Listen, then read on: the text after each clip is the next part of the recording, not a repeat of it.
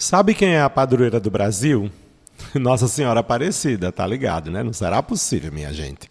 E você sabe que o dia dela é dia 12 de outubro, né? Todo mundo sabe, inclusive dia das crianças também. Mas você sabe por que ela se tornou a padroeira do Brasil?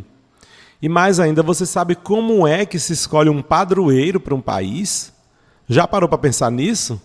Pois é, nosso podcast Vamos Juntos de hoje vai trazer mais esse ensinamento eclesial para você. É formação que você precisa, é formação que você tem aqui. Nosso episódio de hoje está cheio de formação, de informação, de muito amor e inclusive devoção. E é por isso que você é o nosso convidado, é a nossa convidada a vir conosco para entender melhor sobre como é que se escolhe um padroeiro ou uma padroeira de um país. E também conhecer um pouco mais de como aconteceu o processo de Nossa Senhora Aparecida ser a nossa padroeira. E que relação também ela deve ter com as crianças, hein? Muita pergunta para ser respondida. Será que a gente consegue dar conta nesse episódio? Para saber, prepara a mente e o coração e vem com a gente. Você está no podcast Vamos Juntos.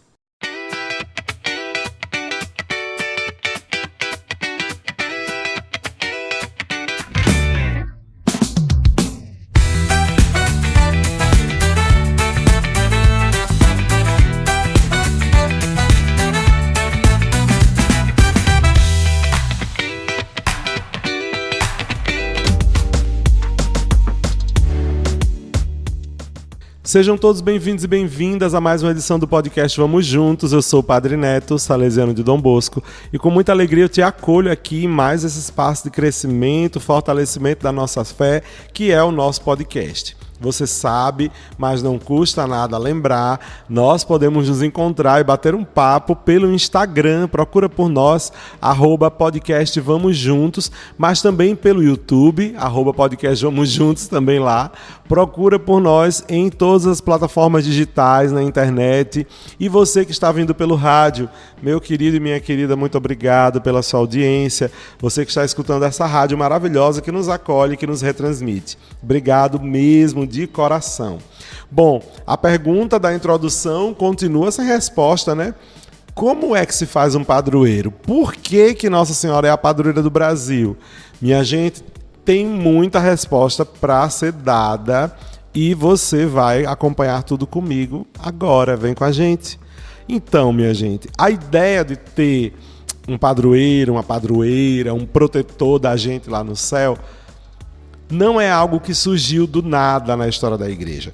Na verdade, a própria Bíblia já traz algumas pistas bem claras sobre isso, principalmente nos livros proféticos. Lá na Bíblia, você vai procurar o profeta Zacarias. Procure lá no livro de Zacarias, capítulo 1, versículo 12. Você vai encontrar uma das visões de Zacarias em que ele viu um anjo que estava literalmente advogando pelo povo, por Jerusalém e pelas cidades vizinhas também de Judá. Esse anjo, que está lá no céu, pergunta ao Senhor dos Exércitos: até quando o Senhor vai ignorar a Jerusalém e as cidades de Judá? Essa passagem mostra que existe um ser celestial, existe um anjo, no caso, se importando e intercedendo em primeira pessoa, intercedendo ativamente pelo bem-estar de um lugar específico na terra. Ou seja, do povo de Judá, de Jerusalém, das cidades vizinhas. Também o livro de Daniel relata isso, viu? Pegue lá o livro de Daniel. Daniel, inclusive, eleva esse conceito de protetor, de guardião de nação, os anjos como protetores das nações, chamados de príncipes. Por exemplo, na batalha na Pérsia, quando o anjo Gabriel aparece a Daniel, ele explica que demorou a chegar porque o príncipe do reino dos persas o havia impedido por 21 dias. Gabriel só conseguiu se livrar dessa resistência com a ajuda de Miguel, um dos primeiros príncipes, ou então arcanjos. E para que você confira, está lá em Daniel, Antigo Testamento, tá? No livro de Daniel, capítulo 10, versículo do 10 em diante, conta aí o contexto da história. Na verdade, a partir do versículo 13, você vai dar aí o ponto mais específico, quando diz assim: o príncipe do reino dos persas resistiu-me durante 21 dias, mas Miguel, um dos primeiros príncipes, veio em meu socorro. E eu permaneci lá, junto ao rei dos persas. Vim, porém, para te ensinar o que vai acontecer ao teu povo nos últimos dias, pois ainda há uma visão para esses dias.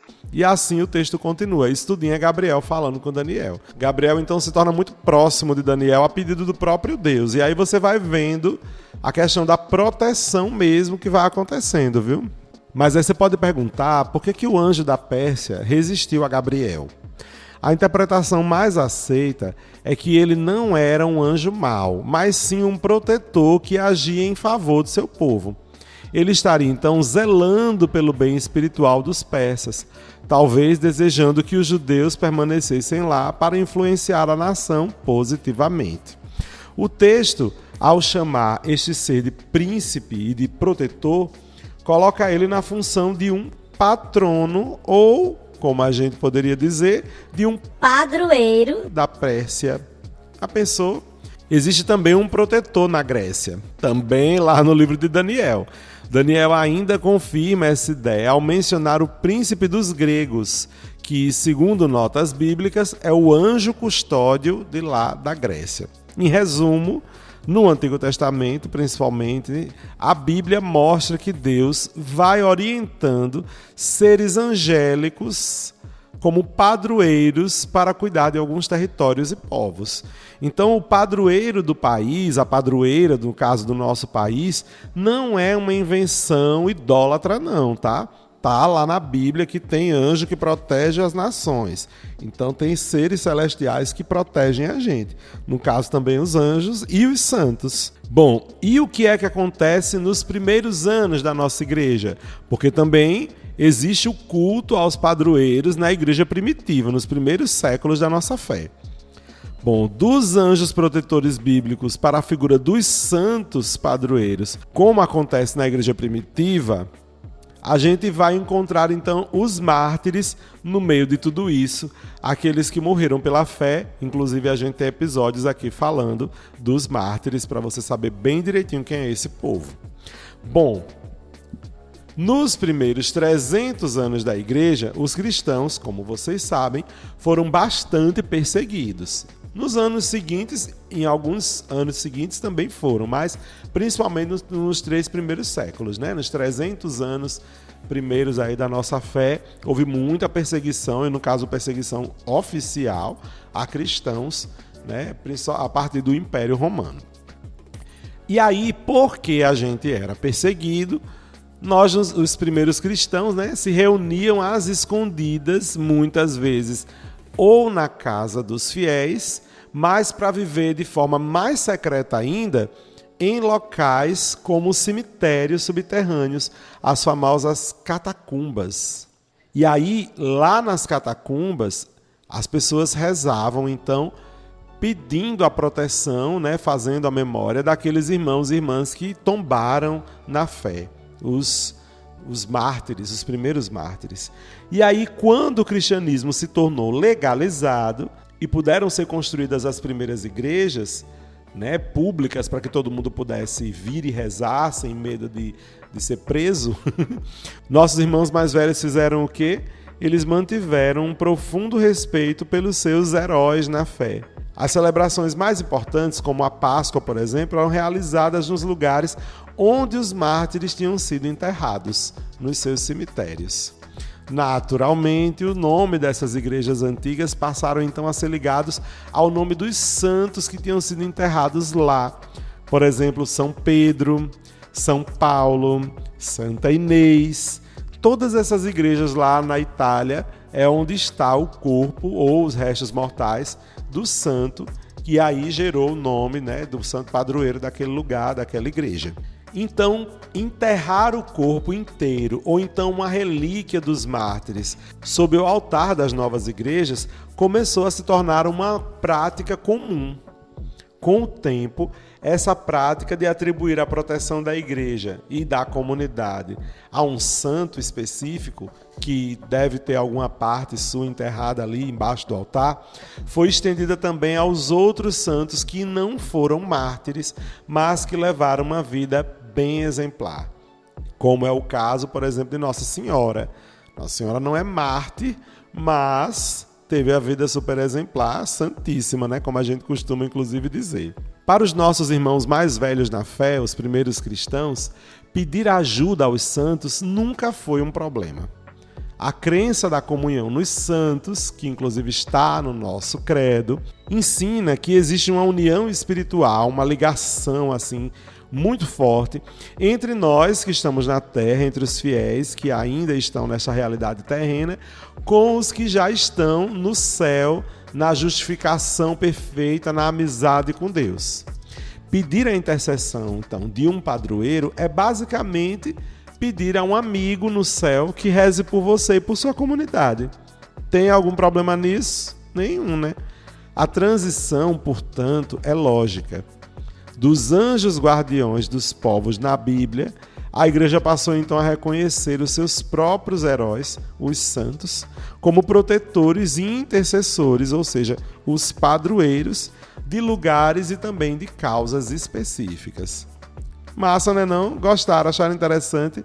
Pois tem mais, viu? De uma forma bíblica, nós sabemos como se deu a origem dos padroeiros, né? A gente já sabe que pedir intercessão dos santos não é um problema. Claro, meus irmãos e minhas irmãs, a gente não vai sair pedindo proteção a nenhuma pessoa assim, morreu, me protege aí do céu. Isso aí acaba gerando, em determinada medida, um caminho que vai para uma doutrina que não é a cristã católica. O santo, ele é escolhido a partir, nós vimos já nos antigos episódios, a partir de todo um processo. Né? Quando ele é oficializado, então aí a igreja oferece esse testemunho para a gente se apegar, e aí você pode fazer amizade com esta pessoa lá do céu, que oficialmente foi designada para interceder por nós. Então aí é interessante que você tenha um amigo no céu que já seja canonizado, tá bom? Ou esteja num processo de canonização, para depois não acabar bagunçando aí a sua fé. Mas como é que se escolhe um padroeiro? A partir das nossas pesquisas aqui, lá no século VII, havia a escolha de padroeiros para cidades e nações inteiras. E alguns desses critérios eram assim. Primeiro, a posse do corpo ou de alguma relíquia importante de um santo. Então, aquela nação ou aquela cidade tem que ter isso. Ou então um santo que tenha, ou uma santa, né, que tenha anunciado o evangelho para esta nação. Então, se a gente tem um país, teve um santo que anunciou, evangelizou todo o nosso país, então aí ele pode ser o nosso padroeiro ou a nossa padroeira, ele ou ela. O terceiro critério, que os trabalhos de evangelização ou mesmo a morte de um santo tenha acontecido em um determinado local. Então, se, por exemplo, a gente tem aqui no Brasil a nossa querida irmã Dulce. Ela viveu, evangelizou e morreu aqui no Brasil. Então, ela já é um critério aí de ser uma santa local, né? De ser uma santa para o nosso local. Uma devoção especial também ao fundador de uma igreja. No caso, por exemplo, teve um padre que veio aqui e ele fundou uma comunidade eclesial que depois foi crescendo, virou uma diocese, e aí uma arquidiocese, ou seja, fundou uma igreja, né? Então, também é um critério. Outro critério são as devoções recomendadas para um determinado tempo. Então, por exemplo, a gente teve, começou aqui no nosso país uma grande devoção a um determinado santo, e aí ele ganhou tanta notoriedade, tanta força, que ele foi escolhido depois como padroeiro do nosso local. Então é assim que acontece, tá bom? Esses são basicamente os critérios. De onde é que eu estou tirando tudo isso? Tem um artigo que chama os santos patronos, trabalhando aí a tradução livre, né, da Enciclopédia Católica, que também você pode pesquisar na internet, tá bom? Então é uma das minhas fontes aqui de pesquisa. Bom, já vimos tudo isso, agora vamos ao questionamento, né? A historinha que muita gente aqui não sabe. Como foi que aconteceu que Nossa Senhora Aparecida se tornou a padroeira do Brasil? Bom, a partir do reconhecimento da fé profunda do povo brasileiro, em 1930, a Igreja Católica oficializou Nossa Senhora Aparecida como a padroeira do nosso país. A história começou 213 anos antes, quando os pescadores encontraram uma pequena imagem de madeira no Rio Paraíba do Sul, em São Paulo. Todo mundo aqui já deve conhecer essa história, né? A ideia, então, de coroar a imagem de Nossa Senhora Aparecida surgiu no início do século XX, por iniciativa do bispo Dom Joaquim Arcoverde, o primeiro cardeal brasileiro. Em 1901, durante a primeira conferência dos bispos da província meridional do Brasil, realizada em São Paulo, a proposta foi apresentada e, posteriormente, aprovada pelo Papa Pio X. A solenidade da coroação de Nossa Senhora Aparecida foi marcada para o dia 8 de setembro de 1904. Para celebrar esta coroação, o Papa Pio X autorizou, em 1906, a inclusão de missas e ofícios dedicados a Nossa Senhora Aparecida no missal e também no breviário da Igreja. Além disso, a devoção popular também foi assim enriquecida, foi adicionada com a criação de hinos e cânticos em homenagem a Nossa Senhora Aparecida, como aquela que com certeza você já sabe. Viva a mãe de Deus, nossa. Conhece, né? Sem pecado concebida. Essa daí mesmo. Em 1908, olha o tempo passando, a Basílica, onde a imagem de Nossa Senhora Aparecida era venerada, recebeu o título de Basílica Menor. E esse título foi concedido ainda pelo Papa Pio X. Essa distinção elevou o status do santuário e contribuiu para fortalecer a devoção, que já era muito grande. Então, em 1925, o Papa Pio XI concedeu indulgências plenárias aos fiéis que fossem visitar o santuário de Aparecida. Então, aí, minha gente, a devoção a ela só cresceu, porque começaram aí as grandes peregrinações ao santuário, né, a Basílica Menor de Aparecida, lá no interior de São Paulo. Além disso, os sacerdotes que acompanhavam as romarias foram autorizados a celebrar missas especiais em honra a Nossa Senhora Aparecida. E aí, minha gente, a devoção foi só inflando, foi só crescendo. Então, a coroação da imagem de Nossa Senhora Aparecida foi um marco, né, para a história da igreja aqui no Brasil, no ano de 1904.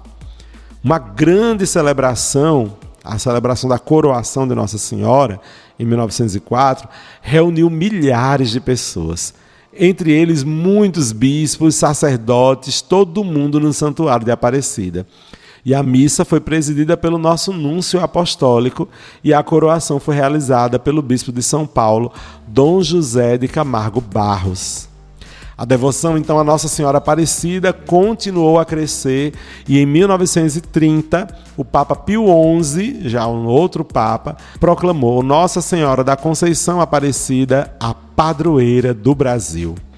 Uma grande festa foi organizada no Rio de Janeiro para poder celebrar essa importante conquista com a participação de mais de 1 milhão de fiéis. Oxente, mas no Rio de Janeiro por quê?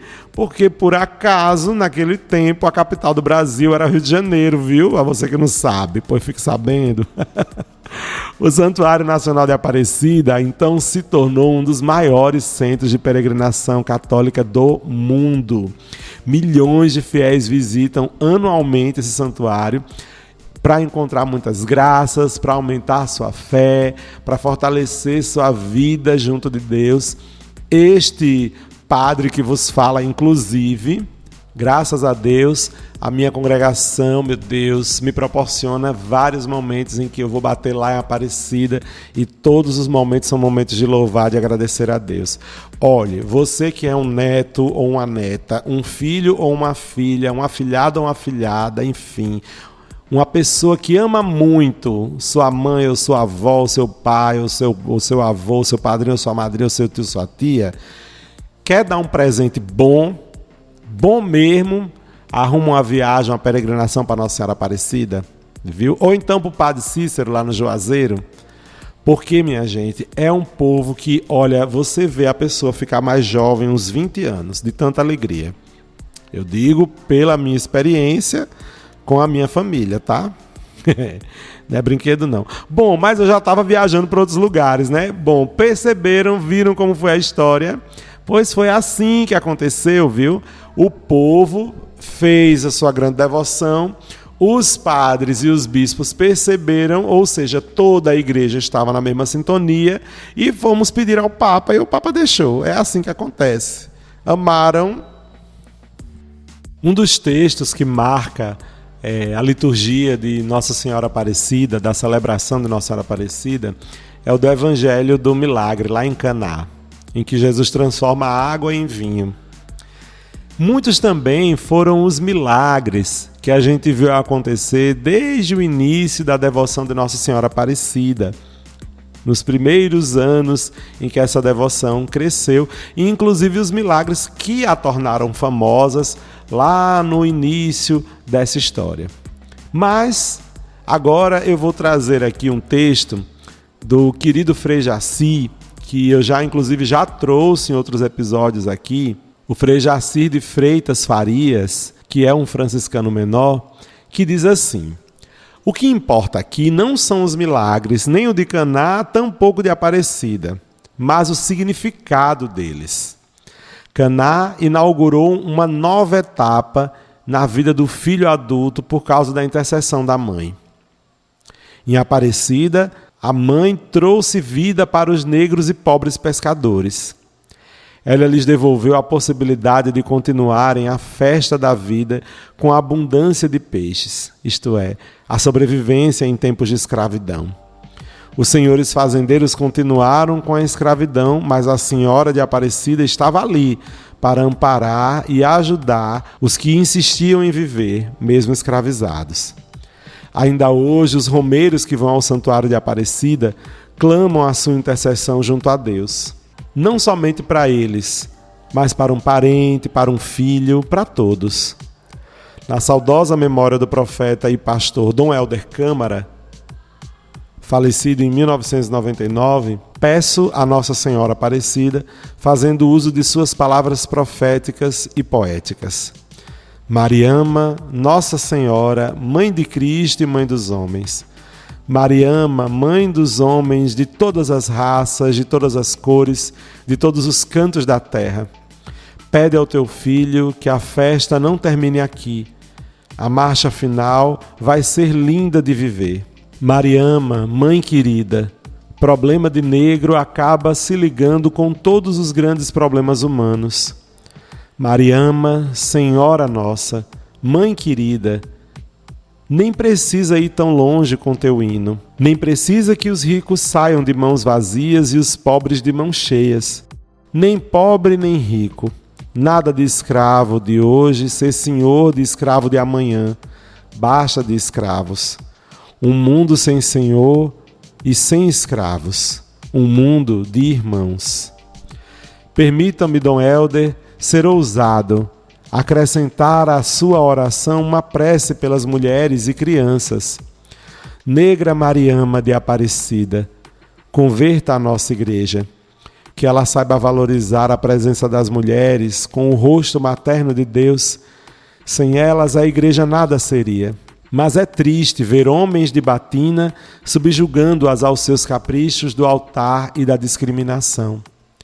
Que todos possamos entender que o ser mulher não é somente feminino, mas é a vida que gera vida em abundância. Basta de misoginia, de machismo, de feminicídio. Negra Mariama de Aparecida, Ajude-nos a nos libertar dos dragões do nosso tempo.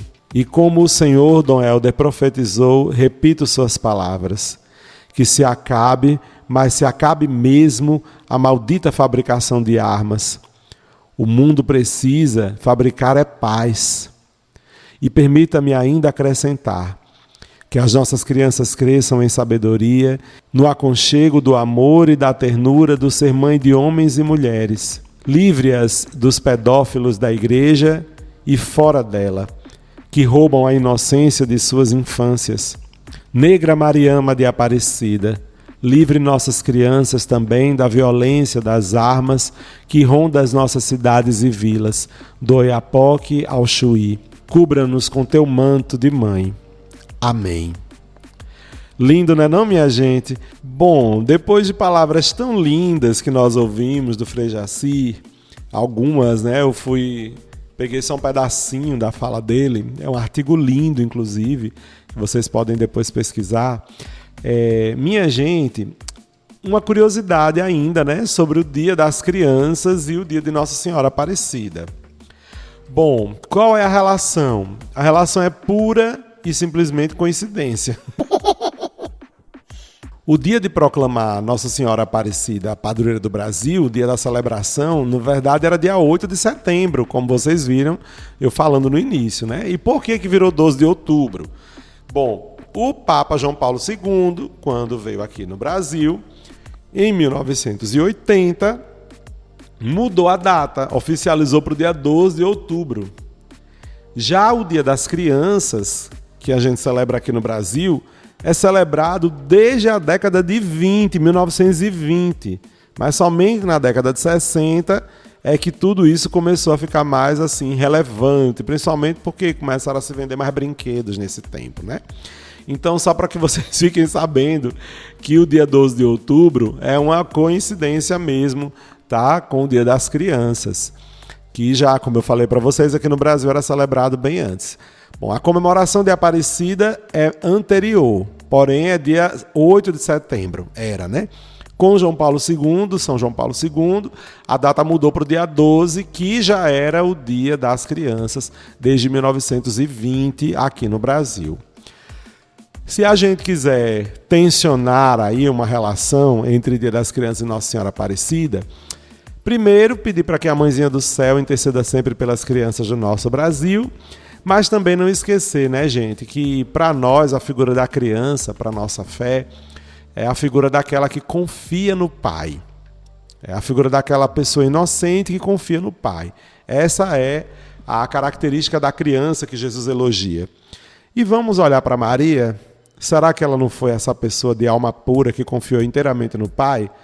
Tanto que foi mãe, e que mãe do maior de todos, que é Jesus? Pois pronto, está feita aí a relação. Nossa Senhora teve essa alma de criança, essa alma de jovem, esse coração de criança. E por isso, com certeza, é grande no reino dos céus. Porque a nossa querida padroeira foi toda de Deus. Espero que esse nosso episódio tenha sido interessante e proveitoso para você, formativo e informativo, e tenha te ajudado na sua devoção à nossa querida Mãe Aparecida, padroeira do nosso Brasil. Bom, deixo você com a bênção, com um abraço em nome do Pai, do Filho e do Espírito Santo. Amém. E te espero nos próximos episódios. Não deixe de nos seguir, de curtir a gente nas redes sociais, @podcast Vamos Juntos no Instagram. Estamos crescendo, hein? Vai lá pra gente se encontrar, principalmente aos domingos, onde você vai poder ver os vídeos aí com reflexões sobre a liturgia de cada semana. Espero todo mundo no próximo episódio do nosso podcast Vamos Juntos.